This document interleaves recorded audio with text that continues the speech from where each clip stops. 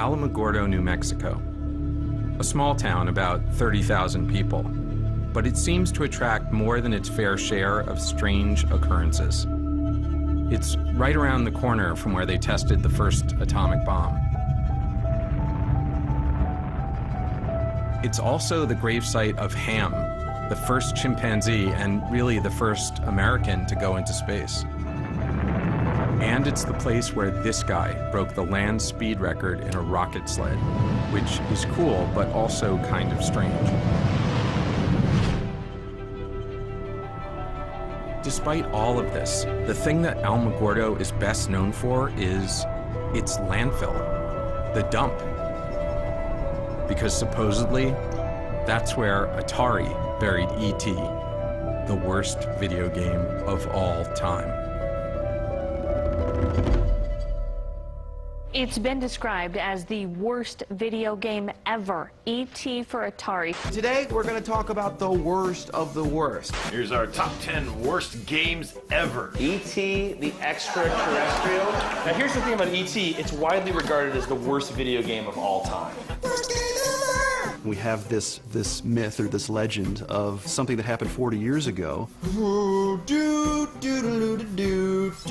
Son of a bitch, get out of the fucking hole. If you grab a piece of the phone, the FBI agent keeps attacking you. If you take a step in any direction, you fall into a hole. And if you get out of the hole, you fall right back down. One of the major design flaws of the game was that E.T. fell into pits. Damn it. Shit. Well, come on. And guess what? It now lives out its days in a landfill. It's rumored that decades ago, truckloads of that game were dumped in the Alamogordo landfill.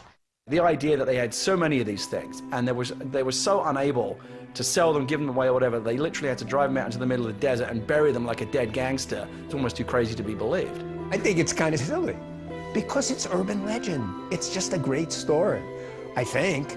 I believe that this story endures because the adults just don't get it. And that's satisfying to the young people. Whenever you look at what the reasons are for it, nothing makes sense. What drove someone to need to hide this stuff so intensely?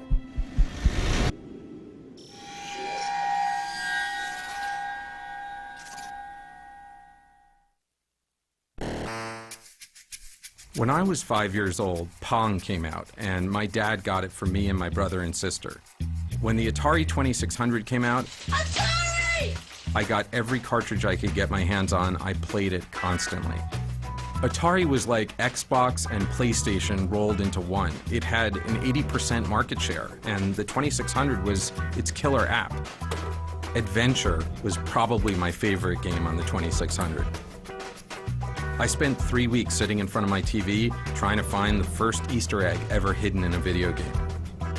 It looks kind of stupid now. You were just a block who picked up an invisible dot and carried it into the special room to discover the programmer's name.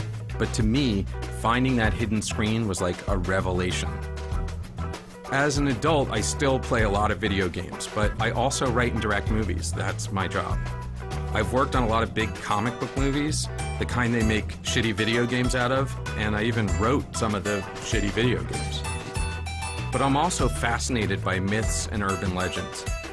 In fact, 10 years ago, me and this guy Werner Herzog went to Scotland to find the Loch Ness Monster. We never did find Nessie, but I still love an adventure, especially to unravel an urban legend. Today, video games are everywhere, so it might be hard to understand my generation's obsession with Atari. But for us, it was the gateway drug to a lifelong addiction to video games. And then one day, it was just gone. Sometime in the mid-'80s, it just disappeared, and there were no more Atari games. And I always wondered what happened. Where did it go? So this is the famous landfill, the burial, the final resting ground of E.T. Yeah, this is the place. This road here, this gate, this is exactly the way the Ataris would have came through that ditch and up through here. It was the only access in. Back in those days, it was just pure desert. And is there any way to get through this, or yeah, it's a high security gate. So, stuck under, yeah, I guess that works. Joe Landowski has been the garbage guru, if you will, for a number of years. He operated various waste disposal companies within Alamogordo and Otero County. And when it comes to the Atari graveyard, I believe he probably has more direct knowledge than anybody else. Joe's the guy that's advising the city and telling the city where everything is. And I think that he's the only guy that might be able to walk out to that dump and point to a spot on the ground and say, this is where it's at. So this whole area, this is where it's buried? Some people don't believe it's there, but trust me, it's there. You can kind of feel it, right? Is that just me? It's pretty much you. It's just me. So what are these little boxes here? Each one of those boxes represent where garbage is. I see. Someone would write down, oh, that's where we put the Atari trash, that's where we put, you know. No, that's the problem. Nobody did. No, we do today. So it's looking for, it's like looking for a haystack in a pile of haystacks. Pretty much. And then looking for the needle inside that haystack. And find the needle so it's inside. 2 levels. This picture here is actually out of an old El Paso Times article. This is actually that day in that event and when it actually occurred. So what we did is just to figure out, okay, if this reporter took this picture here, then the reporter had to be standing somewhere in this area. So here's the 2 cells that we pinned it down to now. So when you come back here and put the reporter taking the picture and you make that line, and what you're looking for is to make sure the line intersects with the buildings. Joe Lewandowski wasn't just a guy who knew his way around a dump. He was also an amateur archaeologist, kind of like Indiana Jones, but without the gun or the whip. See, the newspaper photo was like the medallion, and Joe had used it to construct his own version of the Staff of Ra, and that pinpointed the location of the Atari dump, which is exactly how Indy would have done it. Joe was clearly obsessed. He believed in the legend. He'd spent over 3 years constructing a plan to dig up the landfill and prove it to the world. But he wasn't a gamer. He wasn't trying to find out why. And that's what I wanted to know. Why would the company I love so much decide to bury its future? The whole E.T. story is a very small part of the Atari story. Let me go back a step and explain how Atari started out.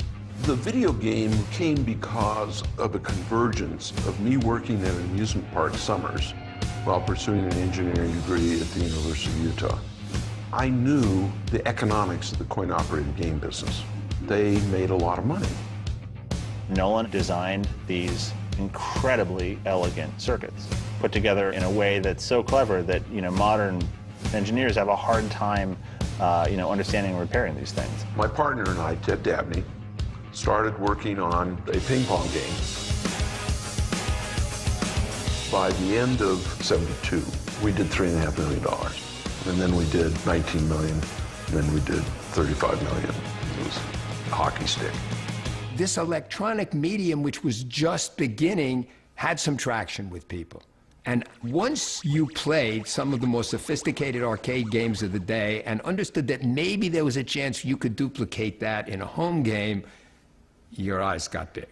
Home video games have been a success from the moment a company called Atari launched this basic game, Pong, which has been imitated by at least 40 other manufacturers. They're selling like crazy. 300,000 last year. This year, 3 million.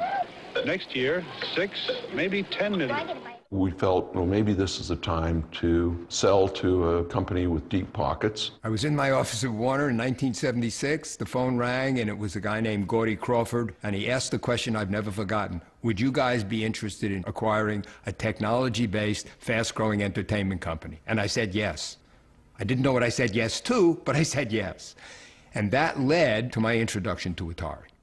Atari, where the future comes from. What excited me about Atari wasn't Pong, it was the chipset that led to the Atari 2600. Pong was sort of okay, you bang up and back and up and back. But this meant you could constantly change the games, and that was a very exciting idea to me. We introduced the 2600 in 1977 with 9 cartridges. The home video game was a very close approximation of the coin-op experience. It changed the mindset of the world. Turning the television from a passive medium into an active medium, that was what we knew we were doing, and that was super exciting to be the pioneers in that field. It just blew people away. Nobody knew any of this stuff. They made it up as they went, and they were good at it, and it started everything. It was playing those games that taught people the potential of a computer. Atari, at some level, brought the computer revolution.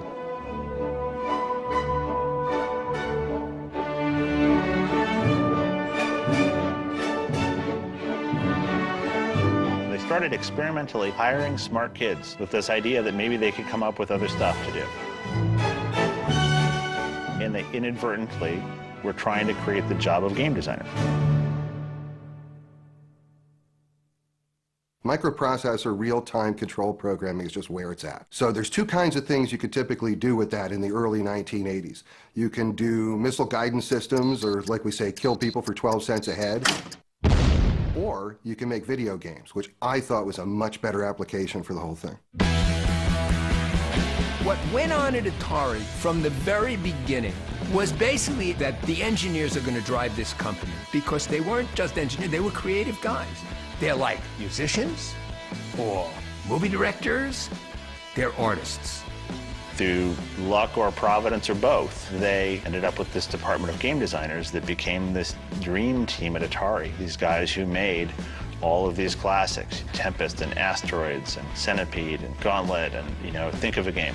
The culture was these guys do what they want to do. One day I was standing at the men's room at a urinal and I looked down and I saw a pair of bare feet next to me. And I looked, and here is a guy wearing a pair of shorts and nothing else. And I said something, and they said, oh yeah, that's so-and-so, he's a great engineer. He doesn't like to wear clothes. The coin-op engineers at Atari, they were great. And on the consumer side, Howard was one of the best programmers. He was one of the best of those engineers. At the heart of the creative process is the programmer. I try and create basically a sensory experience that evokes a certain feeling in the user. I mean, I tend to program from a concept. I mean, I was made for this. I mean, this was what I was made to do. January 11th, 1981, I showed up for my first day of work as a game programmer at Atari. So do you remember the first day you showed up here? Absolutely. My first office mates were Todd Fry and Rob Zadibble. And I had an understanding that there was a lot of dope that was smoked at Atari when we were there. And so on my first day at work, I brought a joint because I didn't want to be, you know, I wanted to be a courteous guest. And so I showed up. Which, by the way, this is a good lesson for our younger viewers. If people are doing drugs, bring your own so you fit in. Todd walks in, shuts the door, and says, I'm going to get high in here, so if you don't want to be around this, you better leave. No, actually, here. I said, I brought a joint. And he sort of looked at me, he went, I'm going to smoke some real stuff, okay? That was my introduction. That was my first day at work. We wanted people who worked hard and yet had fun at doing it. How do we mix up so that we don't know the difference between our work and our play? The company's motto was, we take fun seriously, but we used to say, we take fun intravenously. And they didn't like that very much. No, I don't know why. The party atmosphere was actually a calculated plan to incentivize. I would set quotas. If the quotas were met, I'd throw a kegger. They would just roll out in a car, go to a liquor store, and they gave someone a company credit card, and they came back with a bunch of booze, and we consumed it. Over there is where the hot tub was. Inside on the first floor, there's some great stuff that went on in that room. Over here, here's the hill that, you know, one day I was wearing a dashiki shirt, which I was very into back then, and I would do somersaults down the hill. I might have had some cocktails that afternoon at that point. Did you know that you were entering this crazy party atmosphere that you'd be? No, even though I was told I was, I had no expectation that it could really exist. The best recruiting tool we could have for an engineer was to bring him over to one of our parties. Hey, what's happening, people? Hey, how's it going? And they felt, hey, I'm a nerd. There are girls here. They're talking to me. It's good. That was the culture. These guys are the lifeblood of the business. They do what they want to do, and that's fine. In some ways, things happened to me over the course of 3.5 years here that made the next 25 years really tough, because it established a standard of what professional life and life in general could be And I never let go of the thought that my life could still be this or better. I just didn't know how to do it. It's really intense for me to come back here. This is the first time I've been back here in 30 years. And this was the place where I was introduced to what life could be for me. What a working life could be, what real creative satisfaction could be, what doing something really meaningful could be. Those are all things that come back to me in this moment. It's very intense. So what really happened back in 1983? People heard the rumors, but Atari denied the dump ever took place. And eventually people forgot about it. But with the growth of the internet and all of its best and worst lists, E.T. and its burial went from small-town gossip to full-blown urban legend. By the mid-90s, videos began to appear online that seemed to suggest that anyone with a shovel could go out in the desert and dig up the buried games. That's what I thought too, but it wasn't close to that easy. Joe had spent years researching the burial. If his information was correct, the games were not only deep underground, they were covered with concrete. Joe was still wading through a sea of red tape, but if and when the city approved his plan to excavate the landfill, he was going to need more than just a shovel. He would need giant yellow digging machines and a bunch of guys in hats and vests to operate them. This is one of the photos of the actual burial when they did it. So we're looking at like 15 feet down to hit the concrete. Under the concrete's mostly dirt. It's just it's the bottom of the pit. What's that thing right over there? That's a motor grader. A motor grader? Yes. That's for really just fine grading, you know, like the highways and roads, and fine planing large areas. So we conceivably might need that for this, right? No, no. I mean, but you could bring it out before, right? I mean, you might want to park it there so it's ready. No, not really. Oh. No, we're fine. I don't know. Not my field. I am concerned that Joe's moving kind of quick, and we do need to throw some brakes on and slow it down. The opposition comes from environmentalists, maybe within the community, and the concern is that Alamogordo also may have something else buried in the landfill that may be hazardous, and we may not know exactly where this location is. Nobody really and truly has dead honest records as to where everything is buried out there, and we're talking potential mercury-laced pigs, malathion, possibly DDT. There's potentially lead in there, maybe some other dangerous metals that are in those cartridges. I don't want to be in an area where we might crack open a sealed tomb, so to speak, of these hogs where mercury gas comes out. So I don't want the Stephen King novel of we hit the wrong spot and all of a sudden we are evacuating Alamogordo. That is unacceptable to me. If there's a problem that the New Mexico Environmental Department perceives, we're not going to be able to proceed. Until I'm satisfied it's safe, it's not going to happen, at least within my power. You know, there's only so much power that I have.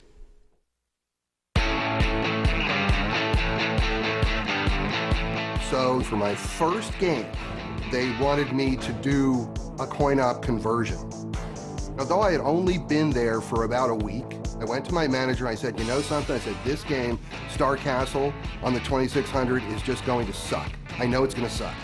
And I said, but I think I can take some of the key things that I think make it a fun game and rework it so that it would work on the 2600. And so they said, okay, go ahead, do what you want to do. So how did you learn how to program a game? I just read the manual and started writing the game. No one had ever done like a backstory for a game before. And I thought, this is my first game and I want to be involved in every part of it. I want to make it the best thing it could possibly be. So I wrote this like 7, 8 page story. I stayed up all night just writing this story, knocked it out. And it was a science fiction story about flies that get on the first interstellar spaceships and mutate and evolve and take over the solar system. But now they're under attack by this other monster and stuff. And that's a short version of the story.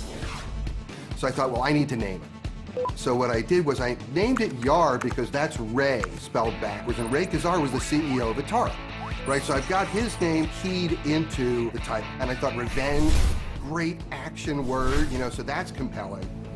And so that's how it became Yar's Revenge.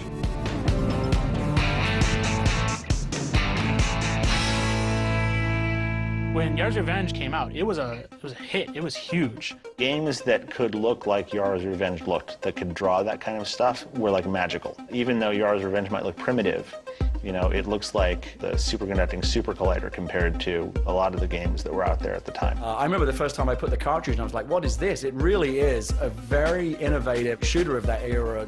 Getting a ship to fly around, so it's fun just to fly the ship around, is a trick, especially on that hardware. The enemy was cool and scary, and it felt really good to defeat it. You feel like it's your victory when you beat those challenges, and you feel like it's your defeat when they beat you. And you'll keep coming back because you didn't lose by being cheated. You didn't lose because the game did something unfair. You lost because you weren't quite good enough. And all of the great games sit right on that edge. I remember playing Yars' Revenge one day, and we happened on this trick that let you, if you were on this right spot at the right time in the game, and it was in between levels, these initials came up. The initials were HSW. To us, it was some weird mystery, like we had to figure out what HSW meant. And finally, in one of the game magazines, they published what HSW meant. Turns out HSW means Howard Scott Warshaw, the guy who made the game. Yars' Revenge was the first game that Atari ever did where the programmer's name went out with the cartridge.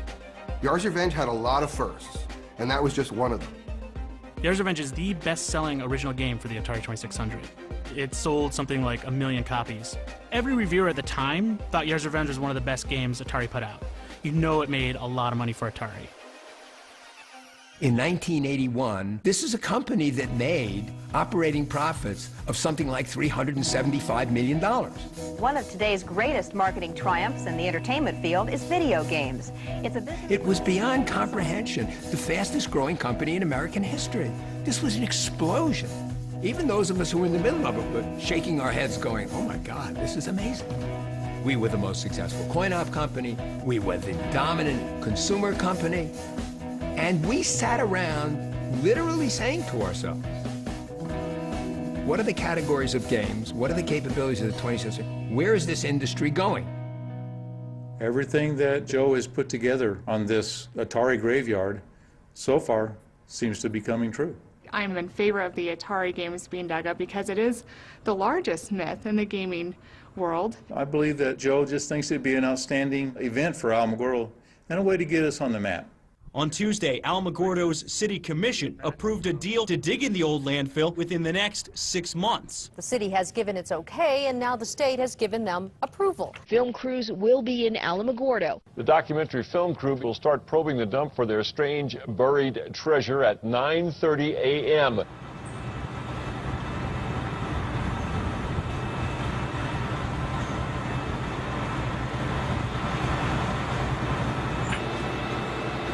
So this is an impressive looking machine out here. What the hell is it doing? What this drilling rig does goes down, straight down, takes out core samples and brings up whatever's in the ground. We've narrowed it down from 300 acres down to about 5 to 10 acres. And so what we're doing now is trying to get it even closer. Because we're looking for things like somebody's mail, you know, the postmarks, newspapers, things like that, looking for dates. Because we're looking for September of '83.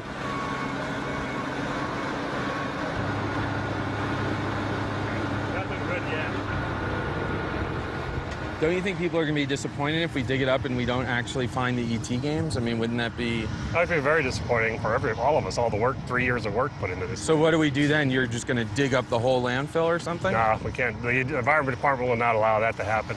You're saying that there's a possibility that this could turn out to be a giant waste of time. I think I said it before. I'll bet the car, I won't bet the house.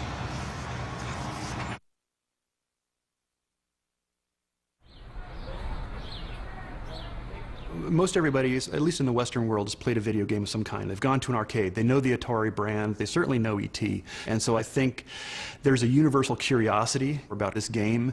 You know, something did happen those couple of nights in 1983 that I think it merits serious investigation. So why did I decide to go to Alamogordo? I'm very much interested in the impact that a particular game or an industry has made within a cultural and social context. What's striking about the Atari ET game in the Alamogordo landfill is that they're there and not in museums. I think this is what excites many people who keep this narrative alive, is they want to get these items. They want visible proof. They want some kind of tangible evidence that that dump did take place.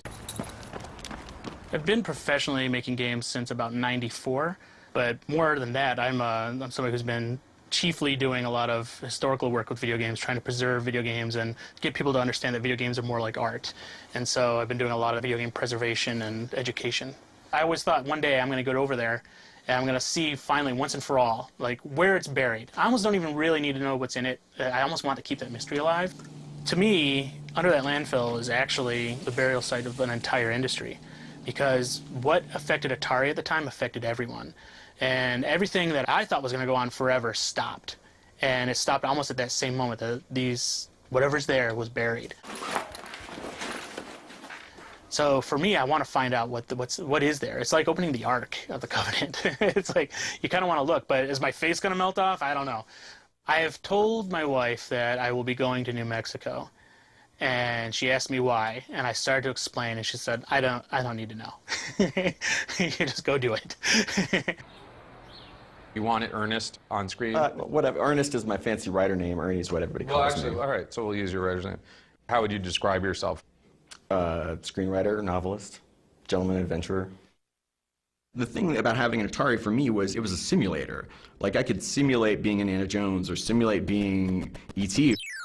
Having access to that and coming from a family of like modest means and not having to, beg for quarters and just being able to play as much as you wanted, that was such a huge part of my childhood and fed my imagination. And that was the inspiration for Ready Player One, my novel. The idea of like, what if Willy Wonka had been a video game designer and he held his golden ticket contest inside his greatest video game creation. And that all came from finding those Easter eggs in all those Atari games.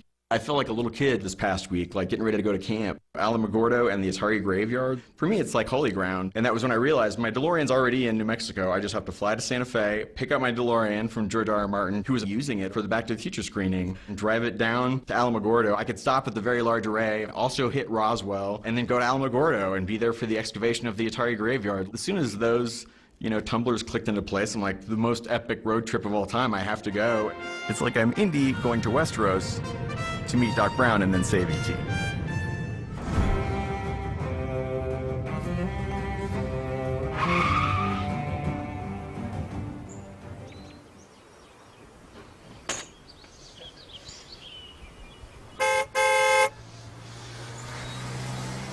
Boom. Have a great drive and a great time in that. George, thank you so much. I appreciate it, man. My pleasure.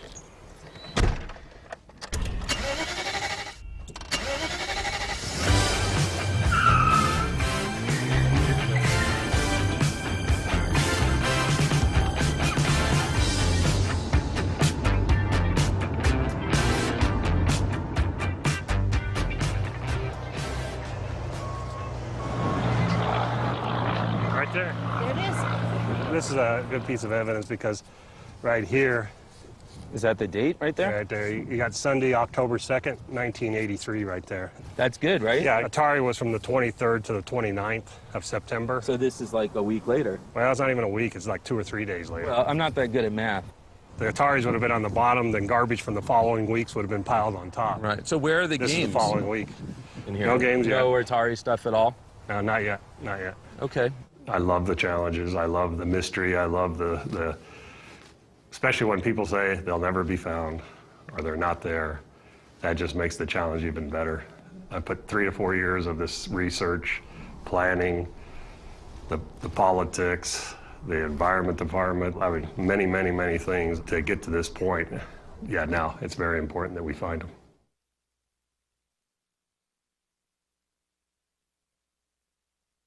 So back in the early 80s, movie licenses for video games were just starting to come into vogue, and I think Raiders was the first one. So they needed someone to do Raiders of the Lost Ark. I think what happened was yours was very successful, and so they wanted me to do a big game, and then it was up to Spielberg. So when I went down and met with Spielberg, and if Spielberg would have said, I don't think he's really right for the game, they would have sent someone else. Can Indiana Jones escape from the forces of evil? In Atari's Raiders of the Lost Ark adventure game. What was the reception of the Raiders of the Lost Ark game? It was another million seller. Raiders was huge. I mean, I can honestly say I'm the only programmer in the history of Atari where every one of my games that was released was a million seller. The word meteoric comes to mind. And now, Steven Spielberg brings us E.T., the Extraterrestrial. Spielberg says, well, you know, my pictures, they open slow, and they build, and they hold, and da-da-da-da-da-da. And I just looked at him, and I didn't know anything. I said, not this one. It was E.T. I said, it's going to open huge, and it's going to stay huge.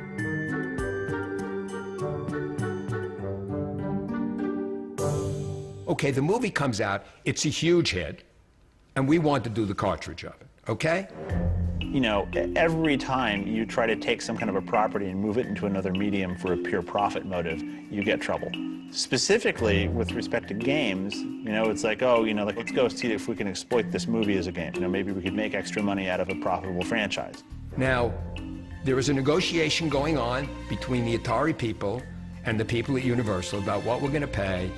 And Steve Ross, who was the CEO of Warner, got in, and for whatever the reasons, he agrees to a deal that is so off the chart, nobody believes it. But he does it. It was $20 to $30 million. It was some crazy number. Steve Ross basically was trying to woo Steven Spielberg to come to work for Warner because he recognized that Spielberg was a genius. And that all plays into this story. Well, we acquired the rights to E.T., and it was, we had to have the game out for Christmas. And that's a problem. One afternoon, I'm sitting in my office, and a call comes in, and it's Ray Kazar, and he's calling from Monterey. So I take a call, and Ray Kazar comes on the phone, and he says, Howard, can you do E.T. in 5 weeks? And I said, yes, I can. And he goes, okay, in 2 days, I want you to be at San Jose Executive Airport. There'll be a Learjet waiting for you. Be on that jet. Be ready to propose the game to Spielberg. During that meeting, when I flew down on the Learjet to go meet Spielberg and present the game to him, even though I only had 5 weeks, I still wanted to innovate. So I proposed a 3D world that the game was going to take place on. And the huge scope of what I was trying to achieve, it walks that line between really trying to make something happen and venturing into the impossible and walking off a cliff. The emotionality of the game was supposed to come out through the interaction of the characters. You have the FBI agent who's interested in what you have. That's why the FBI agent just steals stuff that you were holding. You have the scientist who's interested in who you are. The scientist actually carries you back to the city because they want to study you. And Elliot comes in to save you. There's times where you can call Elliot and he will help you out. And so those are the kind of things that I had that I thought created possibly some sentiment. And at one point, Spielberg says to me, he goes, you know, couldn't you do something more like Pac-Man? No, Stephen, we need to do a game that's fresh. We need to do something that's really worthy of this movie. How simple you can make a complicated game. It's how complicated a game can you make subject to the constraint of easy learnability. My job is to produce a cartridge that is going to sell for Atari. A typical VCS game at the time took 5 or 6 months, and this was going to be in 5 weeks. You might think, no, nobody can do a game in 5 weeks, like most people in the department would think. But I don't think that way. I think, yeah, I can do that. The word hubris comes to mind. I mean, whatever it is I might have been full of, I was overflowing with it at that point. Because if the game can't make the Christmas market, the game is a total waste. They're going to miss their window. So that was the big thing. It was the $22 million bet that you could turn the game around in that time. I had a development station moved into my home, so I could be basically working on this game almost 24 hours. We found that there was a good probability of success if we took a coin-operated game and just ported it over to a game that we could play on the VCS. E.T. didn't have that. Hello? Somebody out there?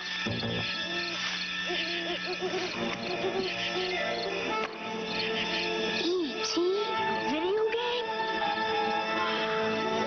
It's the video game that lets you pretend you're E.T. Okay, so the game's done, and one of the conditions I asked for was that Steven Spielberg is the one who approves the final game. So Steven Spielberg played the final game and approved it for release. Howard, who is a certifiable genius, went off and about a number of weeks later came back with a concept and a game plan. And I was amazed at how difficult it was, and yet at the same time how much fun it was to play. Have you seen the latest update? I've seen the final game. Are you happy with it? Oh yeah, it's my favorite course, I'm biased. I made the movie. So Steven Spielberg thought it was okay, so I thought, all right, I'm good with that. And not that I'm blaming him for anything. No, of course not. But it's his fault. A video game that lets you help E.T. get home just in time for Christmas. After E.T. was released, there was a great sense of relief that we'd actually made the schedule and everything was good. And then the game went out into market and it was very high on the Billboard list, and again, things were good.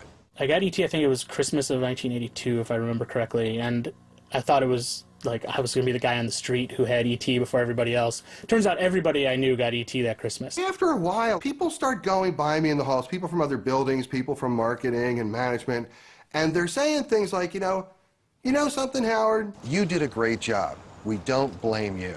That was really something what you did. You really came through for us there, and we don't want you to think we think anything else. This really isn't about you. Don't feel bad. It's okay. It's cool. And I'm thinking, like, what the hell are they talking about? E.T. was a really hard game. It was the kind of game that was brutal, unfair, didn't make a lot of sense. I grew up in London, and there was a video game store in my town that let you rent them. I don't know what the rental was, like 50 pence for a weekend, but I still remember feeling like I wasted my money because it was bad. People aren't liking it, and people aren't liking it a lot. And what made it particularly bad was my memory of the movie was so great. I love the movie. Everyone loved the movie when it came out. It's a great movie, still is a classic movie today. And so this massive chasm that existed between the quality of the movie and the quality of the game that it was based on, I think just made it seem that much more like a slap in the face. Okay, well, maybe it won't sell 6 million, maybe it'll only sell 4 million or 3 million, that'll be okay. And then there's like returns. People are returning the game. They made too many. How many they made, I don't even know. They made like 4 million cartridges. That means there could be millions of carts coming back. So what do you do with useless, worthless product? How do you get rid of it? Bury it. That's a pretty good answer. Well, career change is not anything new for me. I've been through a number of different careers. I actually went and got a California real estate license and then a broker's license and did that for a while. And I did that just long enough to know this was like the last thing in the world I wanted to do. And now I am a licensed practicing psychotherapist in California. And I'm a very unique therapist in that I have a master's of engineering and I also have a master of arts in counseling psychology. I mean, I'm the Silicon Valley therapist. I'm very good at translating between English and nerd.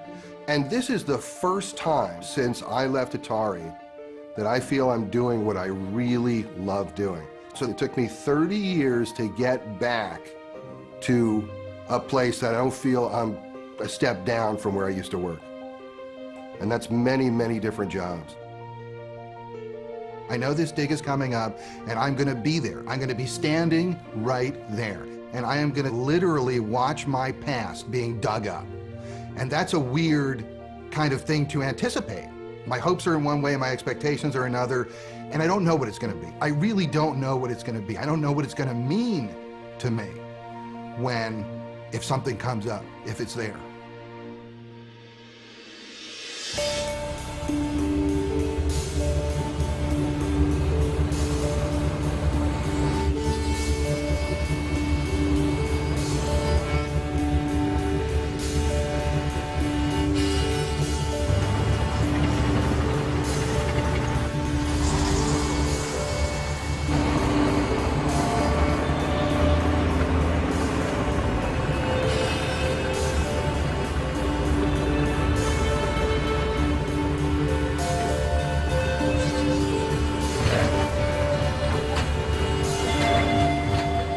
Part of punk archaeology is that sense of community and the fact that we're helping each other out to address the issues that we're interested in. And most of the time we're doing it on a volunteer basis.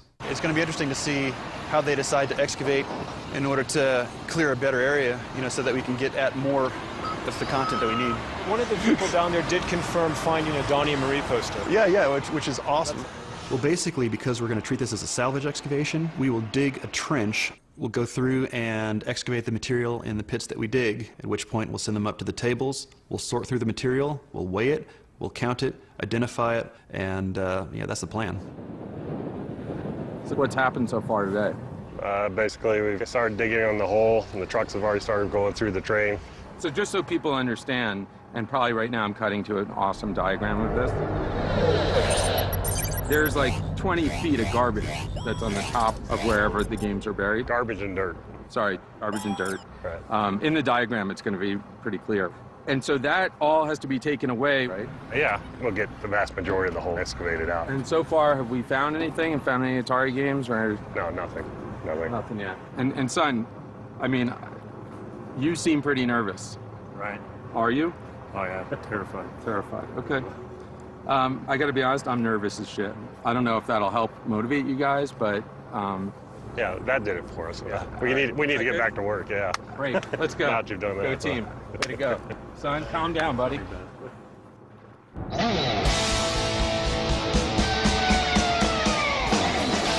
People say nerd or geek, I say enthusiast. I love things, and I love people who love things.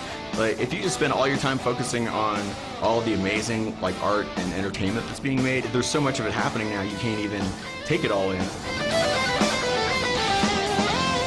It's like The Dig. When I tell people, like, the right kind of people about it, they're like, I can't believe that's finally happening and that you're gonna get to be there. You know, I get, look, goosebumps talking about it.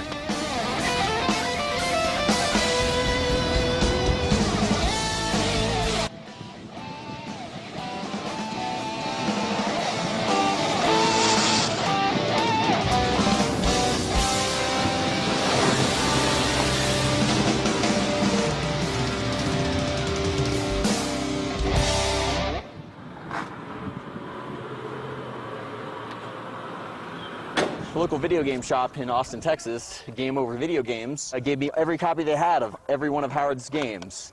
Little known fact, E.T. has the very first official video game Easter egg ever in a video game. Warren Robinette had the very first one in Adventure, but he did that without anybody knowing. Howard asked if he could put Easter eggs in the game, and Atari said yes. If you go find the geranium and you make the geranium regenerate, it turns into Yar from Yar's Revenge, and he flies away. The first time that happened to me when I was 11 years old, I shit myself. And then if you do it again, it turns into Indy from Raiders of the Lost Ark. So Howard hid characters from this game and this game in this game. Hello. Hey, good afternoon. Welcome to the lodge. Well, it's Are you great ready to see you check here. in? Absolutely. Great. Can I get the last name? Warshaw. W-A-R-S-H-A-W. Howard. That's me.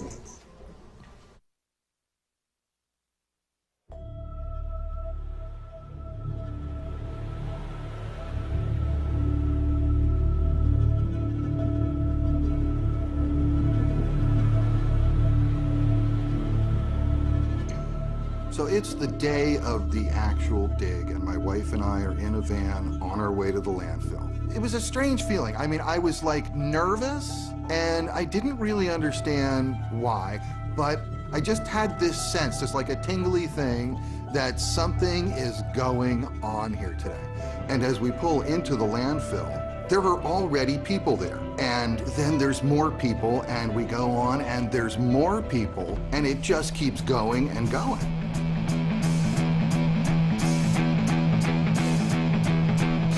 This sort of felt like a religious pilgrimage to me. I called up some friends, said, hey, can we get down there? And I asked my brother-in-law if he wanted to go.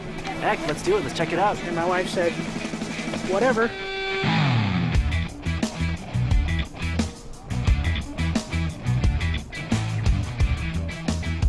It's one of those weird, monumental video game-based events that only comes around once a century.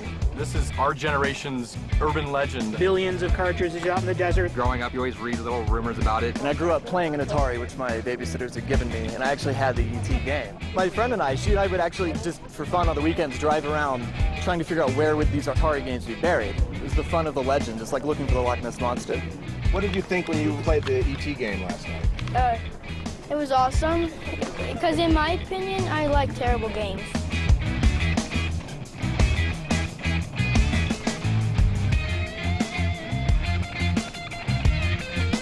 To come back and relive the feeling I got off those games is something I couldn't pass up. I just want to know about the urban myth, see if it's really buried out here. I just came out here to be part of video game history.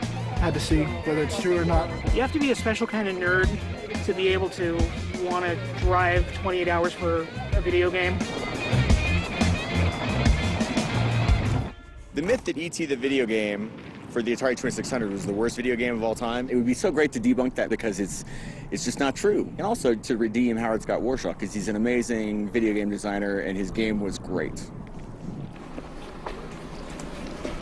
Cool car. Yeah, I like that. E.T.'s in there. This morning, coming to a dump at a small town in New Mexico, there were people lined up waiting to get in. What's the last time you saw a line of people waiting to get into a dump? It totally took me by surprise, but in a delightful way. You never go to a dump unless you're throwing something away, and here we are trying to find treasure, buried treasure. I think they'll find something. The cartridges had to go somewhere. Why not here? It is a lot of open space. Great place to dump a million cartridges. There is a definite possibility that there is games. This is archaeology for the time I grew up. So the nostalgia for anything that came out of that era is pretty high.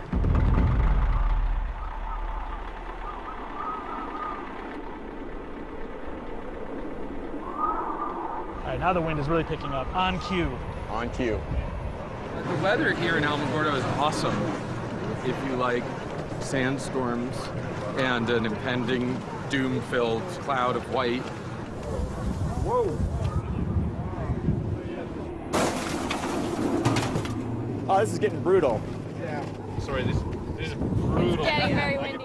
Basically what's happening is the white sands are blowing in from white sands and covering everything, and it's really shitty. They're saying this is like a historic wind. Really? Today, that's what somebody told us. Yeah.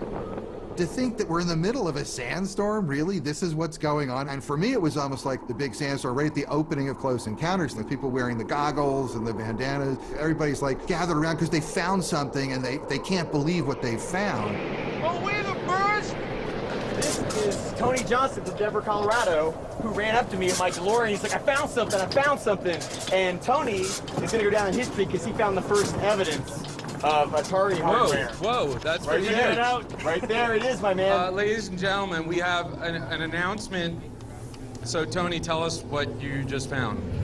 An Atari 2600 joystick tower. So Tony, where did you find it? Walking to the bathroom. So is a surface find? Surface find. Yeah, like we know what a surface find is, right? Well, surface find is something, you're walking around, you're looking down on the ground, you see something interesting, you pick it up. It's totally out of archaeological context. What are the odds that that like blew out of the hole? I actually think that's pretty good. I mean, the wind is blowing fiercely in that direction. You know, the stuff's coming out of the bucket. You know, we've been finding a lot of interesting things that date from around that time. Anything from Atari? Nothing from Atari yet. How can you authenticate this? Can you carbon date it? No, it's much too recent for that. There are really two things that we could be dealing with when taking a look at these cartridges if they're actually there. First thing is that they just loaded the trucks with these cartridges and then they dumped them. And that's the best possible scenario because you can pull them out and I bet you most of them will be playable. You know, they've just been in there for, since 1983. Trash bags, straws, beer cans, wood, tons of wood. We're right about where we need to be, but there's still no Atari detritus at all. We've been here for a while already. It's tedious, the wind's horrible. We're wondering if they're gonna find anything or not. It's like a nylon cord and a big red wrapper. I don't think there's anything in that hole except rattlesnakes and scorpions. If it's buried, it's probably for a reason. It should stay buried.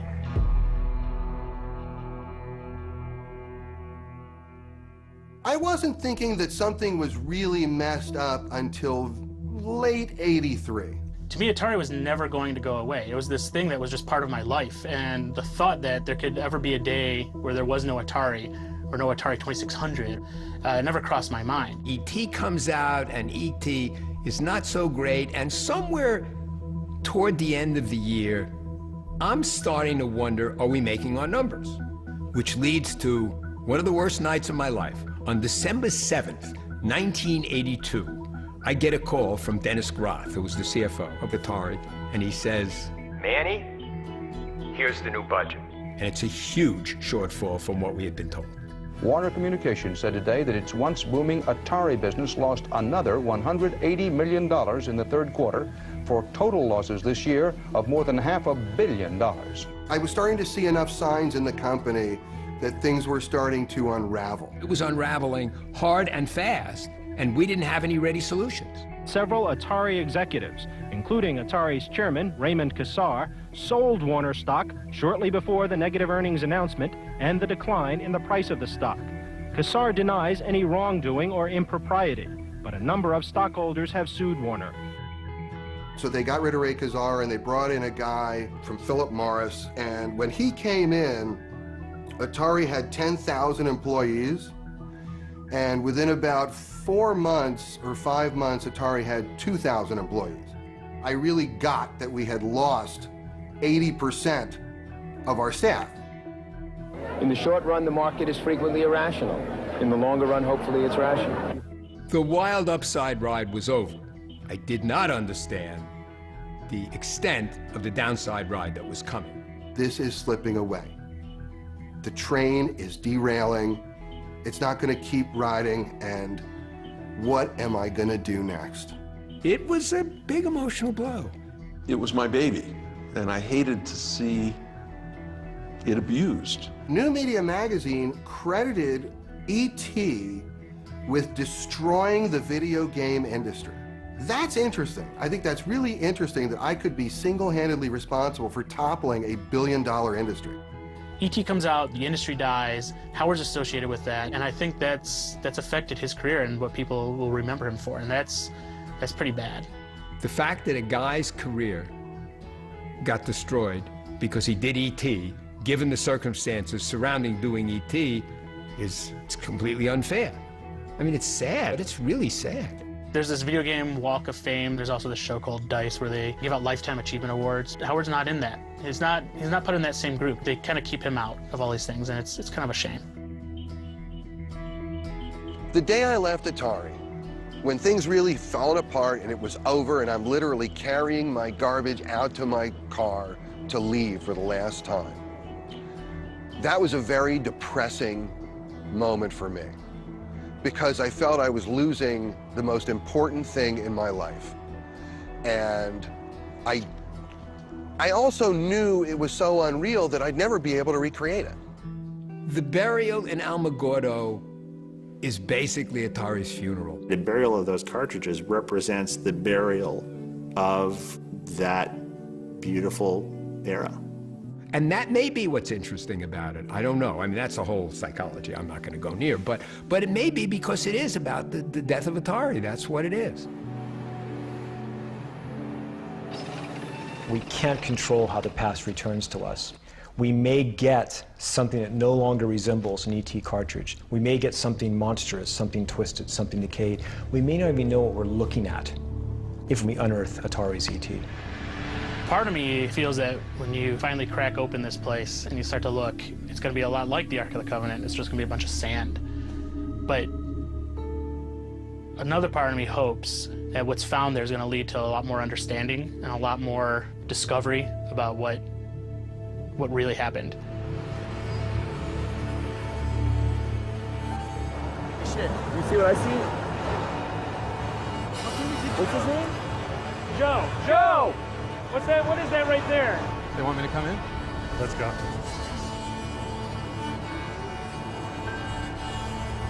So what's up? You guys find something? I should have brought my binoculars.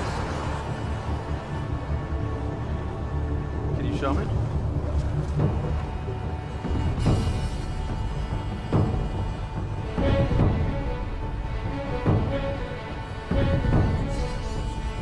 They're bringing some stuff over to the archaeologist table right now. Let's see what's going on. Can everybody hear me? We found something. The archaeologists have confirmed it's from 1983, 28 feet down. It's E.T. the video game, intact in its box.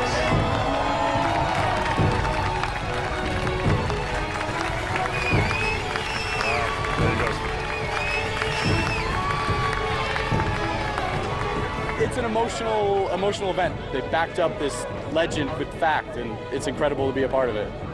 Good job, Joe.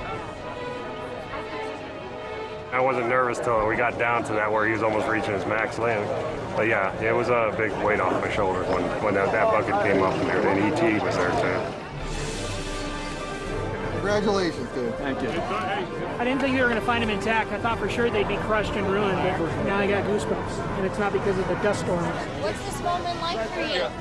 Look at all the excitement that's been generated today over something I did 32 years ago.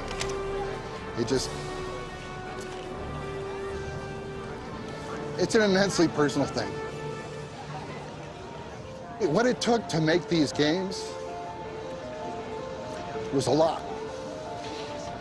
And this one was done in 5 weeks. That was one of the hardest 5 weeks of my life. So I need a little moment. And I'm just so excited to be here.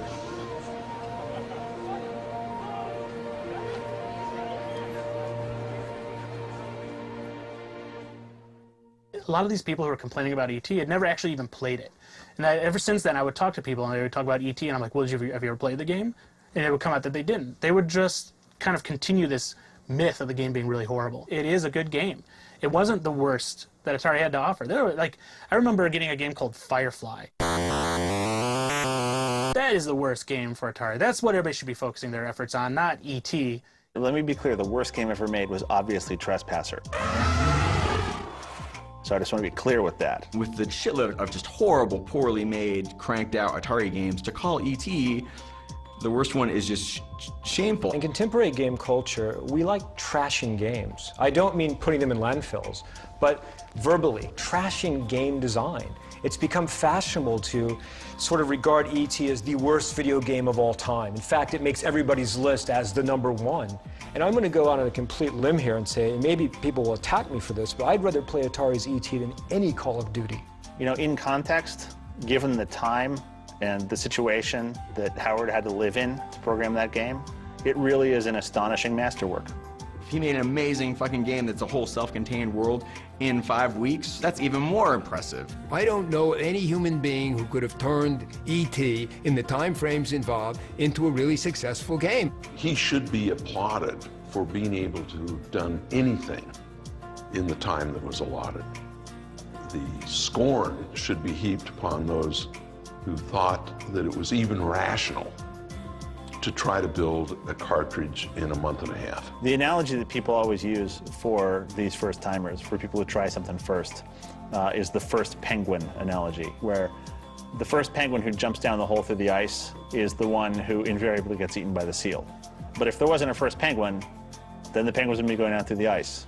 So, sucks to be the first penguin, but somebody's got to do it.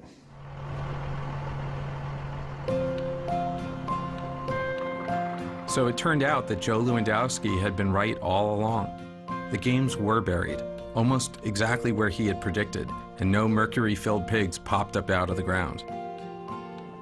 So the legend of the burial was true. Or was it? When the archaeologists cataloged all the games, there were a bunch of E.T. cartridges, but nowhere near the millions that were such a big part of the legend. In fact, E.T. made up about 10% of the total games found. The rest included some of the best games ever made: Defender and Centipede and Yar's Revenge. There was even one copy of Adventure, which I snagged. The burial wasn't a cover-up or done out of shame. It was a warehouse dump done by a company in financial distress. At the time, the Alamogordo landfill was just the most practical solution. E.T. wasn't buried because it was the worst game ever. People called it the worst game ever because it had been buried. And as a result, it got blamed for destroying an entire industry. The game and its creator had taken the rap for a crime they didn't commit. The notion that E.T. caused the demise of Atari is simply stupid. It's just stupid. Atari committed suicide. It was not homicide. And it wasn't the E.T. cartridge. It was a concomitant effect of a lot of missteps in technology, in deployment, in marketing. So people say E.T. destroyed the video game industry, and I'm sure I've heard that before, but it's just really funny. No, the behavior pattern that created the conditions for the E.T. failure is what destroyed the video game industry. The cause of the fall was Atari trying to sell yet another 10 million Atari 2600s into a market that was saturated. E.T. didn't destroy Atari. It wasn't good, but it didn't destroy Atari. That's one of those things people say. And the reality of life is, if enough people say it, it becomes the truth for people. A simple answer that is clear and precise will always have more power in the world than a complex one that is true.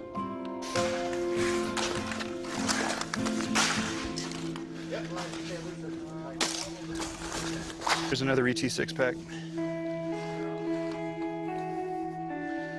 What I would like to see happen is I would like to see whatever remains are recovered will then find their way into a museum in the service of game history. Well, you know, the city of Alamogordo owns the games and what have you that came through there by virtue of the fact they're in our landfill. We might be able to sell them on eBay. So if another terrible video game needed to be buried, would you be prepared to let it be buried in Alamogordo? Absolutely. Come on down. We'll bury your game.